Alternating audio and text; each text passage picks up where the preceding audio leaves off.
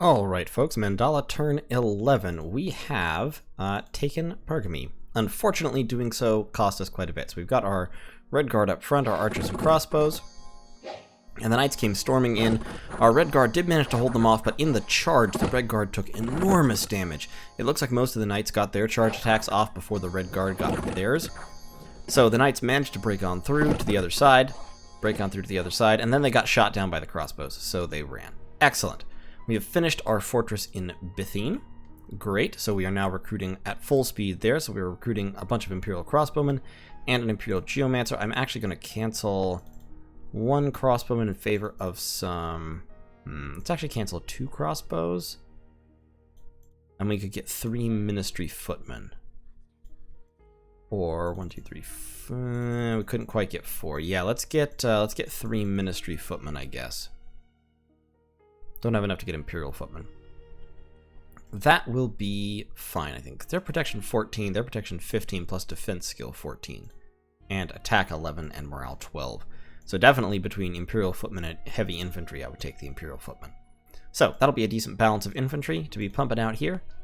We've got those guys. Mistalo is taking as many crossbows as we have, which is 5, plus this army. And they are all going to attack Darkwoods. We are still pumping out some cavalry, and then a mix of infantry and crossbows from Tianxi itself, since I can't rely entirely on cavalry at this point, I don't feel like. It is turn 11. I would like to get another fort started right now. I've got this palisade under construction. And since it is late winter, we've had our affliction checks for our old people, and Wang Laozhu down here became diseased, so he is moving back towards the capital, where we are recruiting an alchemist of the 5 elements who can heal diseases and will also give us 2 elemental paths. Possibly he can site search for something if we haven't site searched for it already. In any case, we're getting him, and over here we're recruiting Imperial Geomancers, and by next year we'll recruit another alchemist of the 5 elements or 2. The reason I'm getting them instead of apothecaries is the 20 extra gold gets you 2 extra points plus an extra path, which makes him potentially a somewhat useful mage. So I'd rather have alchemists than apothecaries. I could also recruit Imperial Consorts here, but that would take fort turns that I'm not interested in spending. I've also got my first Jade Sorceress. She is researching herself, because I don't have anything like really more vital for Jade Sorceresses to be doing right now. I'm hoping to hit that random where I get like 2 water and 1 nature or something like that. Having more mages is always good. And in particular, being able to get those paths without having to spend capital turns recruiting Imperial Alchemists or something is pretty nice. So, that is the plan. I'm thinking, I have, of course, run into Ashdod Nasajin over here. I'm honestly thinking I'll just take this province away from him. I don't know how far away Ashdod itself is. Ying Ying here is going to move back into Niflheim to kind of keep track and infiltrate again. We've got Ulm has definitely pulled back here, so good. So we seem to be having an effect on them. And of course, we've got these scouts are definitely going to be infiltrating our territory, so I have to watch out for that. Hierophagus, winner of the most hilarious and politically incorrect name award 5 years in a row, next to second only to Faglius from the other game I was playing, is heading up into Shinuyaman territory. And yeah, everything seems to be going all right. We've got a Satician fort over on this side. That's only 8 horse tribe cavalry, so a couple turns of recruitment and we'll be able to whip up on them. In fact, got 153 resources here. What if I just went to... oh, it's recruitment points. That's right. Recruitment points are the issue. Yeah. Recruitment points 56, because these guys are 46 recruitment points each. I could go heavy horsemen. I can only get 4, though. I feel like mixing in a couple cavalry would be good, especially because I'm not running out of resources.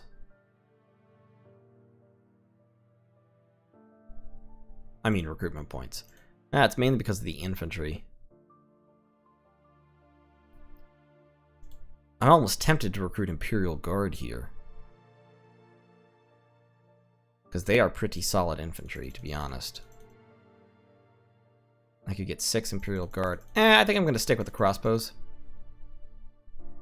And then, with 42 resources, I could also actually get 2 heavy horse.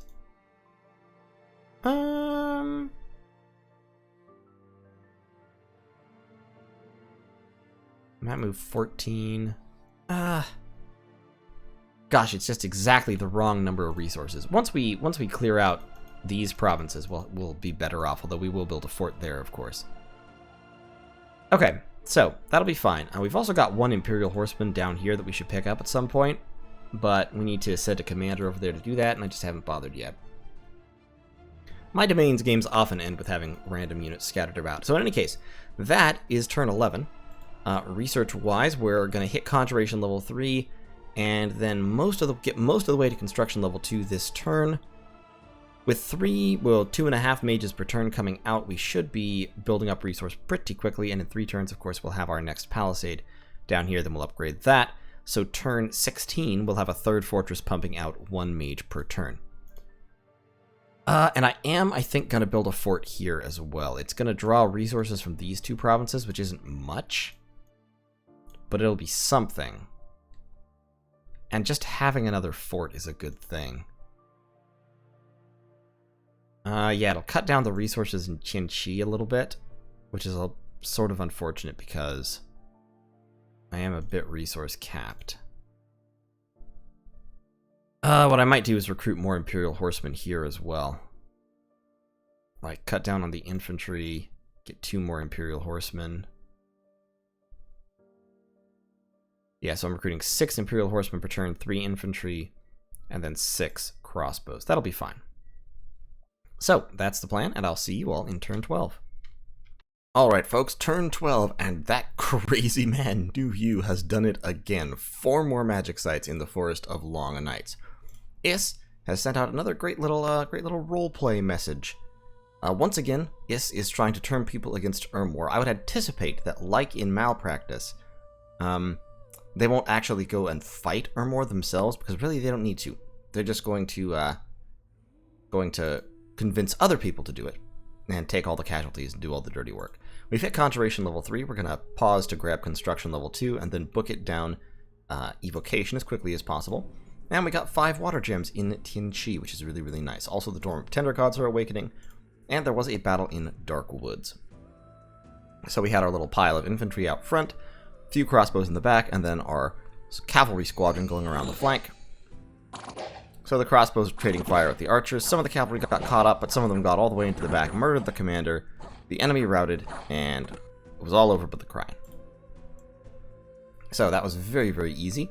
We did lose 3 of our light infantry because light infantry suck. But that's alright, they only existed there to be fodder.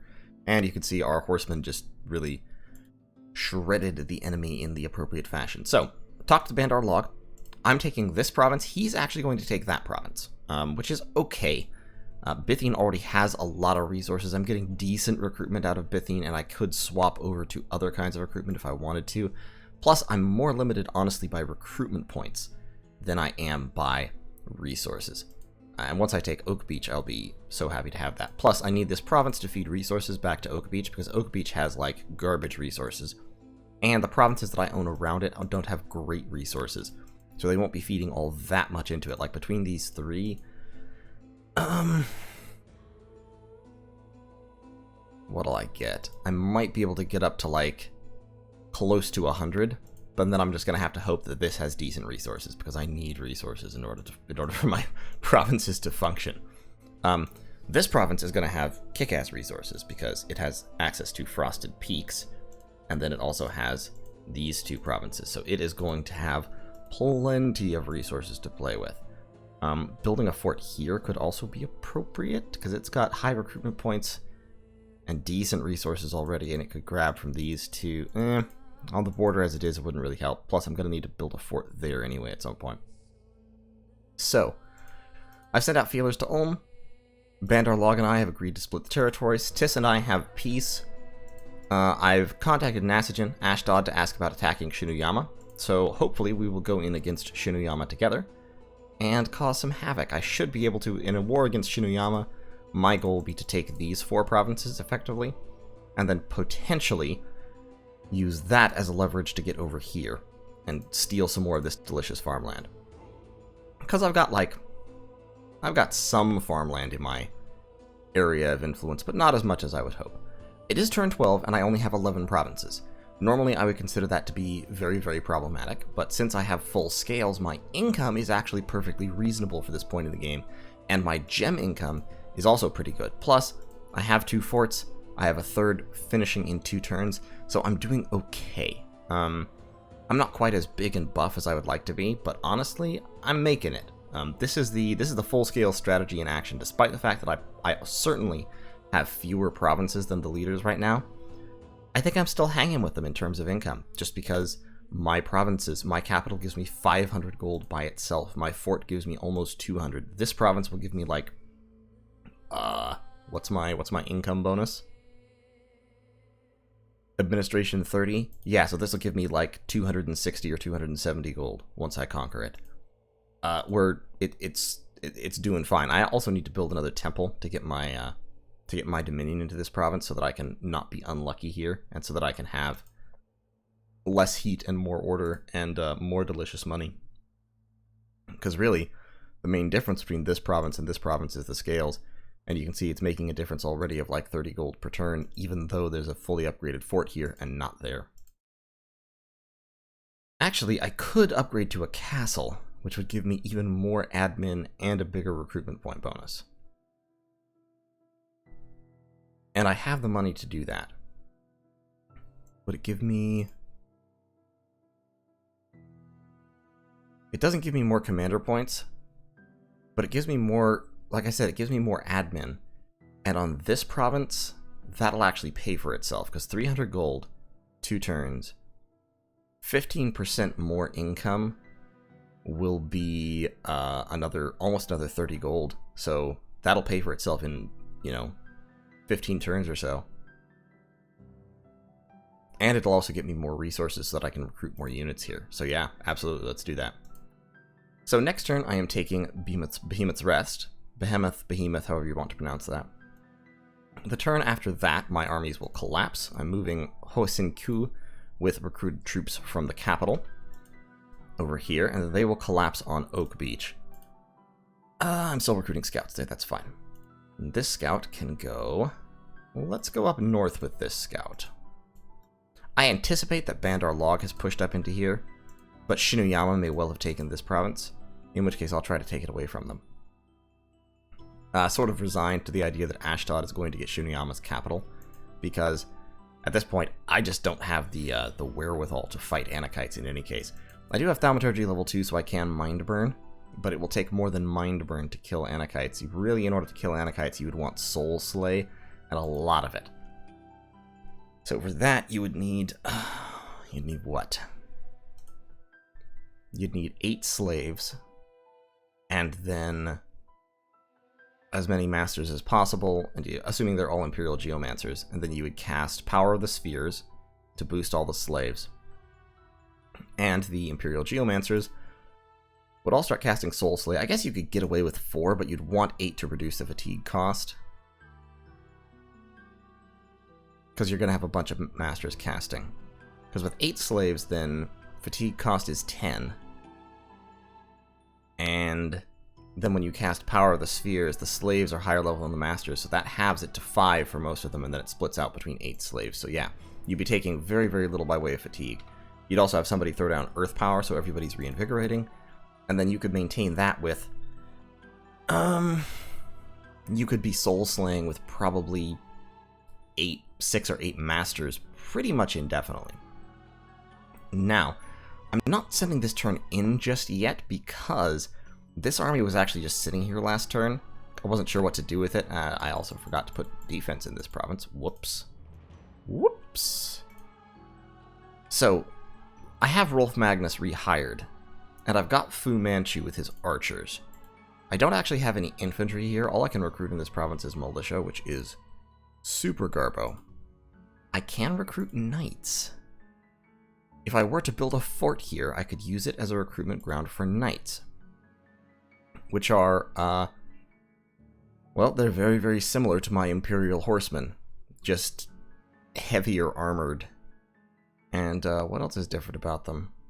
12, 12, 11. 12, 11, 11. 16, 18, 13. Yeah, they're almost exactly the same, but slightly better because they have the higher protection and they have slightly higher attack values. And the damage is distributed differently. But yeah, so I mean, recruiting knights would just be a boost to my my heavy cavalry forces. And I've got okay resources in those provinces. Like I said, I want to take that one. So it kind of depends on what I want to do right now. Building a palisade would take 600 gold, so I could start building it now, cancel this castle, start that next turn. Because I have exactly 600 gold. So, we've got this scout sneaking up here. So if Fu Manchu starts building a palisade here, which is probably a good idea, then he starts building that. The scout will take over when he moves up here. This commander is heading back to the capital to pick up troops because I'm recruiting, of course, more troops. I've rejiggered my recruitment, so I'm recruiting Imperial footmen, who are very tough, and one Ministry footman, who is less tough, but still pretty tough. But Imperial footmen have 15 protection and 14 defense skill, so they're very, very tough as chaff goes. They're hard to kill. Normally as Tianchi, you don't focus too much on tough chaff, because when you start raining meteors from the sky, the toughness of your chaff doesn't matter much. They still get squished by meteors. But in this case, it's like, I can have 4 really good blockers and 1 mediocre blocker, or I can have 8 pretty bad blockers. And so I'd rather just take the Imperial footman for now. Also, the Imperial City Guard will be part of an anti-giant strategy at some point, because they hit very hard. So they hit hard enough to actually hurt Anakites. They can't survive Anakite hits in return, because with protection 15 and 10 hit points, yeah, they don't live through that. But they can chop giants down if there are enough of them. Much like the... Oh, I'm losing my thoughts. Much like Bandar Logs, the Bandar Warriors were doing, when I had my Anakites fighting them, Imperial City Guard hit that hard. So, I'm leaving these guys here because if Nasajin says, oh yeah, I'm already attacking Shinoyama, then I'll just send them straight in. I don't want to fight Shinoyama on my own. I could do it, but it would distract my armies too much at this point. What I want is, I want Nasajin to be fighting Shinoyama, and I want to take the opportunity to vulture a couple of provinces off of Shinoyama while he is dying to the Anakite rush.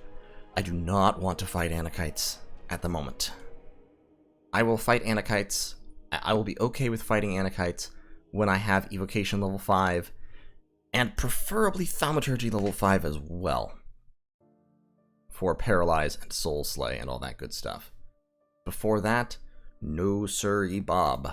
Not in my, not in my priority matrix. So, that's the plan. Like I said, I've talked to Ulm.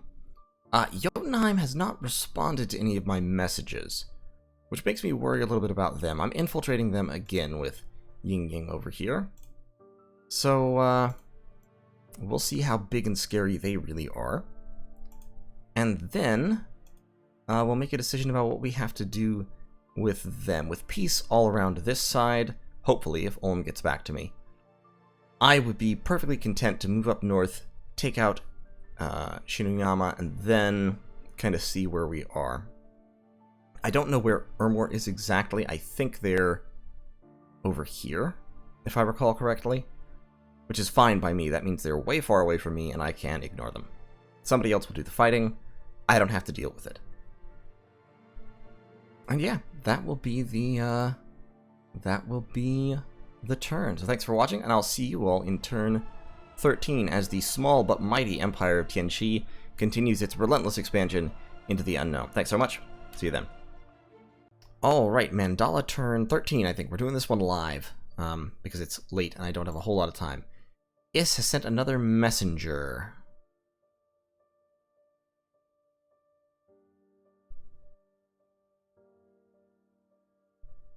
So it looks like Is actually attacking Ermor. That's kind of neat. That's cool. They've sent an army on land, and it looks like they are assaulting Ermor's thing. Okay. Unfortunately, Ying Ying had to abort the infiltration. That is unfortunate. In Behemoth's Rest, we lost 1 Imperial Horseman, wiping out Crystal Amazons. Great. In Panofia, Misfortune and Magic. Oh, that's too bad. Troll Event. I love these events. Free gems, free money. 1 unit was cured of a disease in my capital. And we've hit Construction level 2 and Evocation level 1. Excellent. So, we have cured Wang Laojun of his disease, so he is now merely weakened as opposed to weakened and diseased. He can go back to researching. We don't need any more alchemists. We can go back to recruiting Imperial Geomancers. We're at exactly 0 resources and 5 recruitment points, which is nice. That makes me happy there. This army and these armies are going to combine onto this province. So these guys need to attack rear. We've got these guys attacking rear in the top, so those guys will attack rear at the bottom. These guys are going to fire at archers, so they're going to shoot at enemy units with a ranged attack. And then we've got our little passel of infantry that's going to stand and attack closest. Actually, they're going to hold and attack closest, I think. Let's have them attack closest, because then they can successfully distract from the infantry. Meanwhile, Hosin Kyugu, if I was smart, I would have given her a couple of air gems to summon some lesser air elementals, but I didn't. So, instead, that's fatigue damage, that's sleep. The Blessing actually only does 1 morale, but I may as well cast Divine Blessing and then just spam Smite. It's free, and then cast spells. So, that'll be fine. And she'll be back here among the archers. Those guys are hold and stay. Okay, great. So yeah, they should be able to take this province and capture its delicious 200 income. Down here, we've got 1 turn left for a palisade. Asaline is going to build a lab. Ooh, I need 100 gold. I need 100 gold. Where can I get 100 gold from? Let's cancel these guys. And then cancel 1 of them. Okay. And we will build a lab there. Oh, it's only 500. I overshot by 100. We're building a palisade with Fu Manchu. These guys are going to move, actually. So, yeah, we've got a palisade on our borders with Ashdod here. We've also got a fortress on our border from Shinuyama here. We were looking at attacking Shinuyama. They've got a Heart Hider. And they look to be reasonably sized. Tell you what I would like. I would kind of like to actually stay at peace until we can get some stuff going on. I'd also like crystal sorceresses. Building a lab here would be really valuable, just for those crystal sorceresses. So let's start moving one of these guys around to search for earth and astral sites. We've also got a fort on the border from Ulm. Very, very sort of expected. After capturing this, Hosin Q is going to want to build a temple up here. I'm going to want to start building some temples to help spread my really good scales so that I can take more advantage of them. Ying Ying is going to try to infiltrate one more time, I think. Unfortunately, she might be patrolled out if they patrol seriously. Let's try it.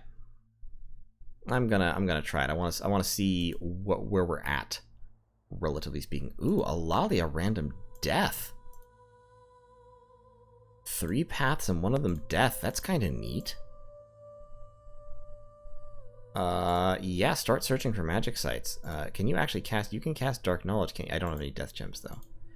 Yeah, we're gonna have her definitely go around and start searching for death.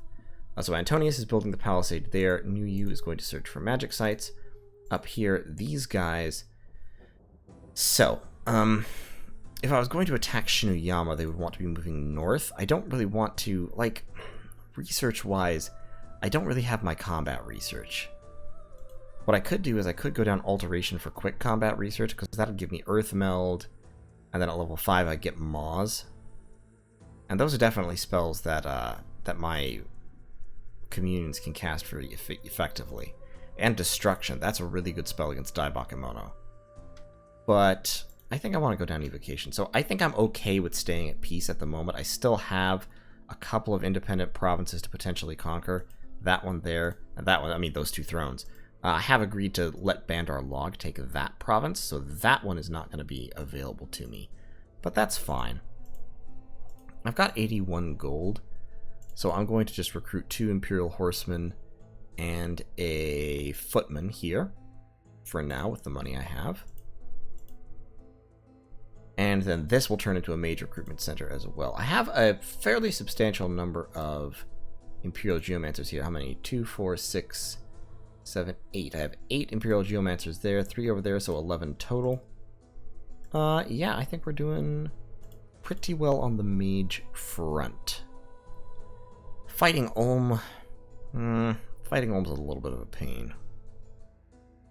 I kind of have to pick my target at this point, because this is the... Year 1 is the time when you tend to go to war.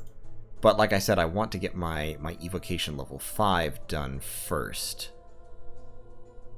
That will be several turns of research. Might not get to evocation level 5. Might grab Alteration 2 for Earthmeld. That could be helpful. Because then with Earthmeld I can, well, obviously I can Earthmeld enemy infantry and then use the cavalry to run around behind and massacre them all. And of course I can also rely on Mind Burn. See, that's the thing against Ulm. Against Ulm, I can communion up some Mind Burn, and that's super effective. Especially because I can drop Power of the Spheres to make my slaves. So like, say if I have 4 slaves, I can use Power of the Spheres to push them up, so I'm taking half fatigue from that. 4 slaves also make my masters Astral 3, so I take half fatigue from that, so it ends up being 5 fatigue base. And then you count for the fact that it's split between 4 slaves and the master, so it's only one fatigue per cast, and I can also cast Earth Power. So I could communion up some mean Mind Burn, and Mind Burn will very, very effectively kill Ulmish troops. It won't kill Ulmish mages, but it will kill Ulmish troops. So if I wanted to, I could go in against Ulm early in an effort to take them on before they have Iron Blizzard online. Because Iron Blizzard is a very hard spell to counteract otherwise. Yeah, since it does magical damage, so being ethereal doesn't help you. It does armor-piercing damage, so Iron Skin doesn't help you all that much.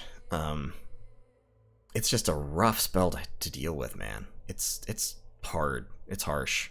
And especially because they can start... some of them can start casting at turn 1, and others just have to buff once. Or even just want to buff once.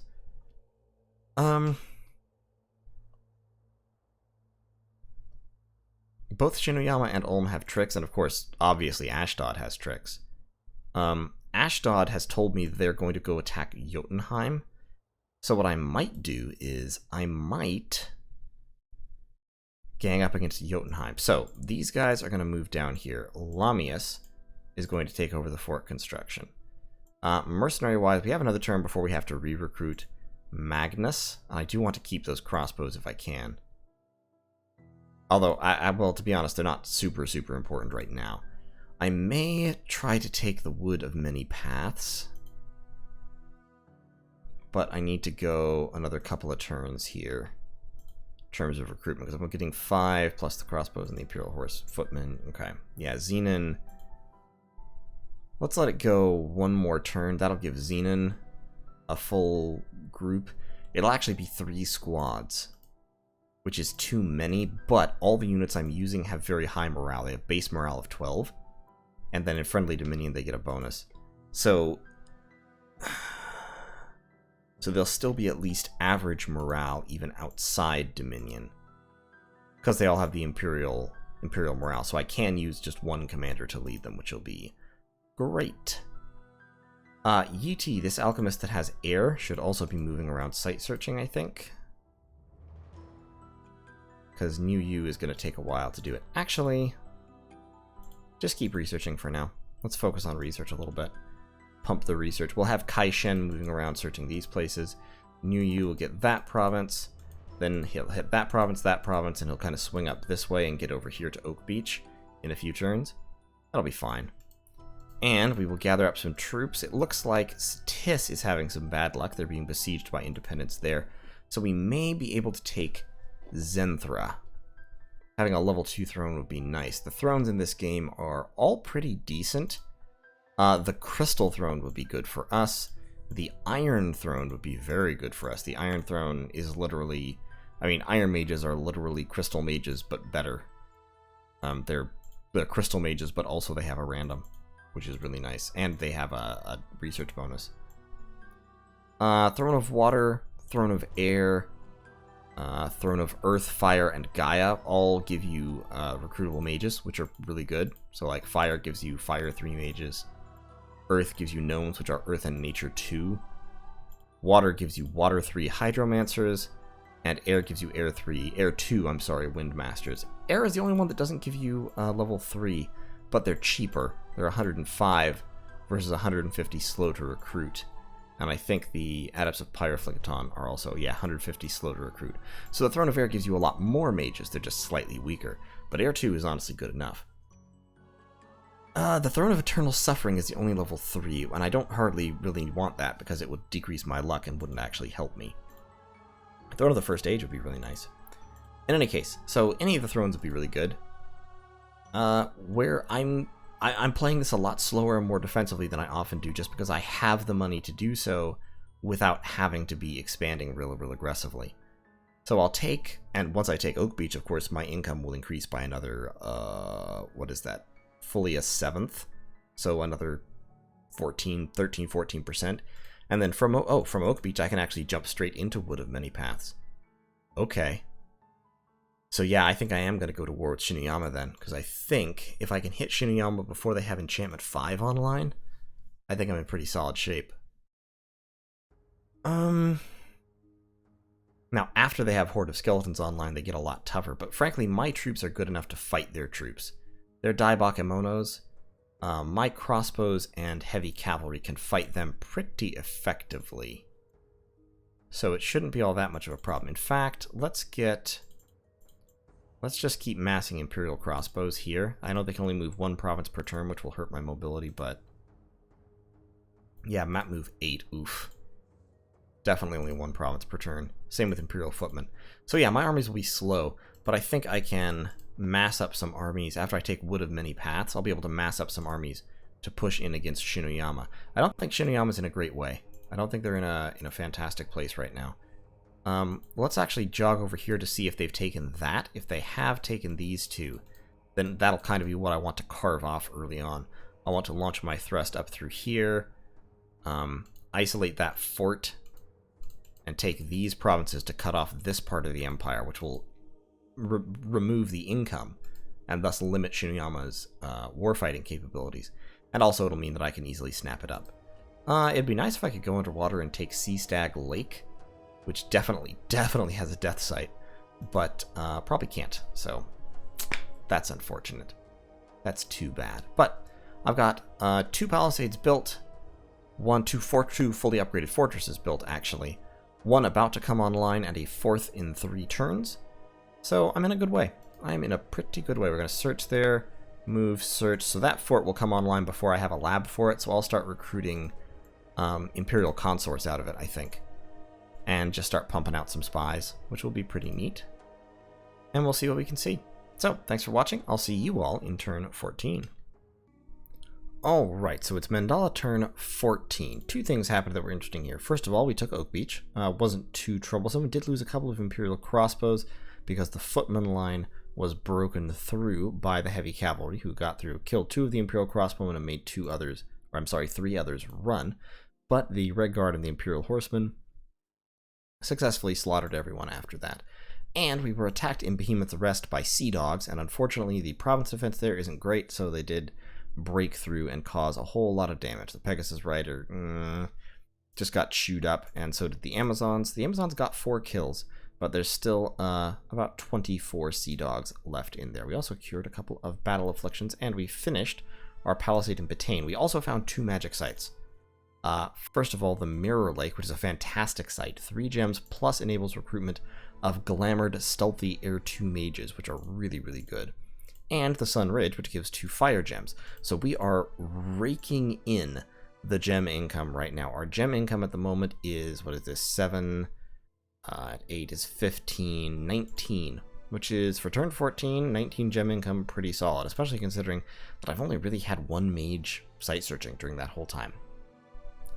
Alalia is moving around to continue site searching for death in our various provinces. That is going to be her modus operandi for quite some time, and as is New You. Now, I'm actually kind of want to recruit another alchemist of the, I'm sorry, not another alchemist of the 5 elements, Imperial alchemist for forging purposes, because they are great forge monkeys, and I will definitely want a couple more as I go along. But I want to finish that fort and possibly get this fort running, producing mages, before I take the capital off of Imperial Geomancer duty.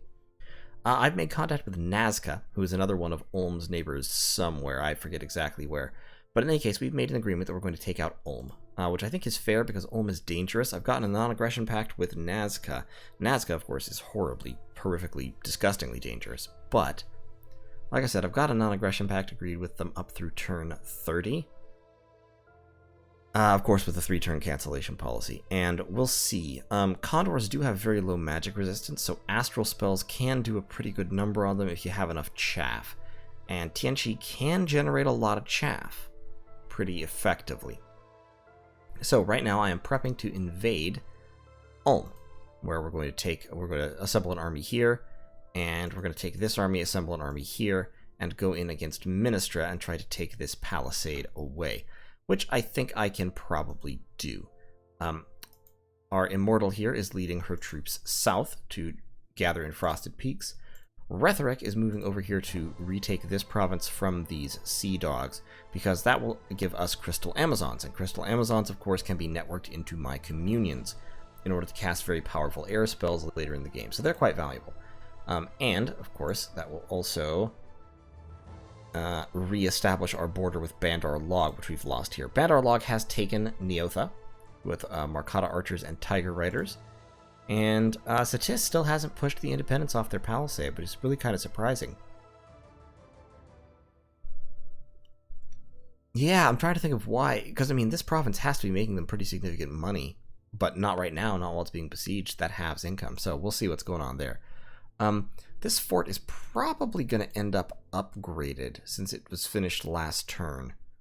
Nazca and I have agreed to attack simultaneously on turn 16, so that's probably going to be upgraded to a full-fledged fortress before I get there, unfortunately. This is definitely going to be upgraded into a fortress because I'm doing that right now. I've actually cut recruitment in the capital entirely. I'm still recruiting Imperial crossbows over here. Because I needed the money to recruit mages and to be building a fortress and a palisade simultaneously. I mean, that's 900 gold right there. So next turn recruitment will pick back up. I'm recruiting Imperial City Guard down here, and it's because I have quite a few resources and not a whole lot of...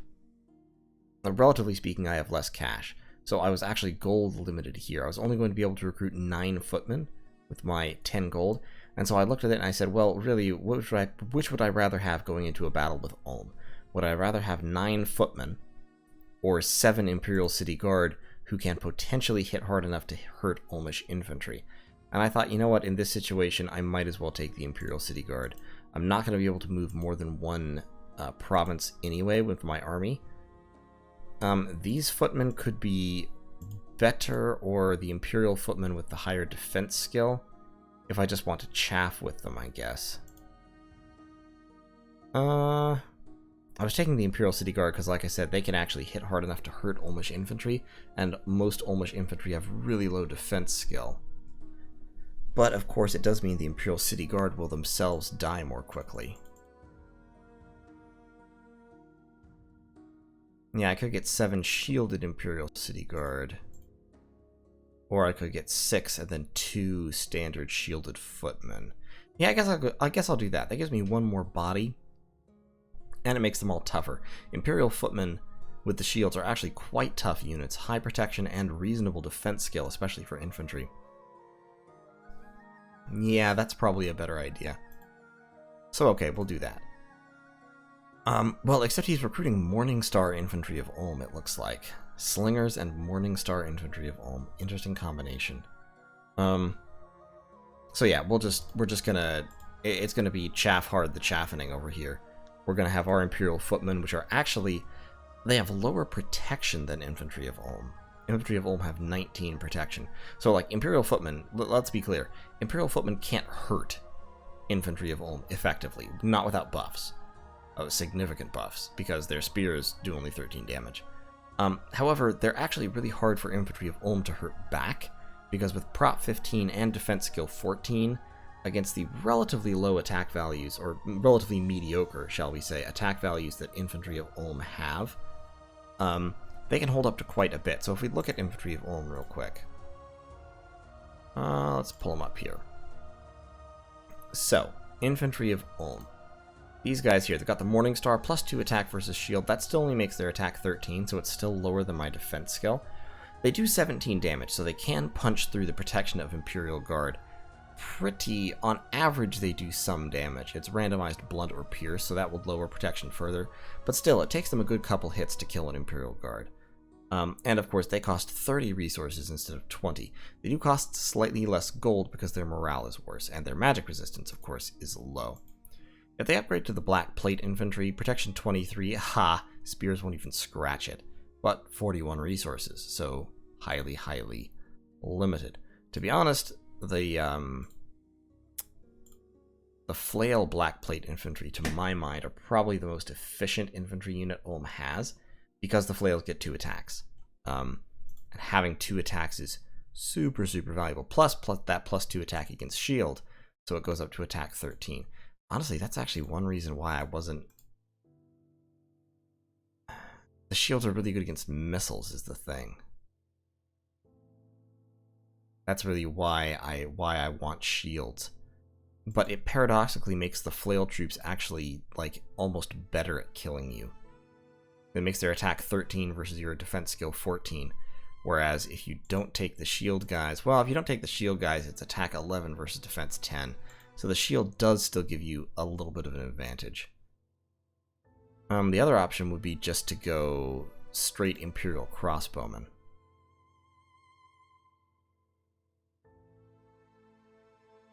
What if we did 4 and, like, 4?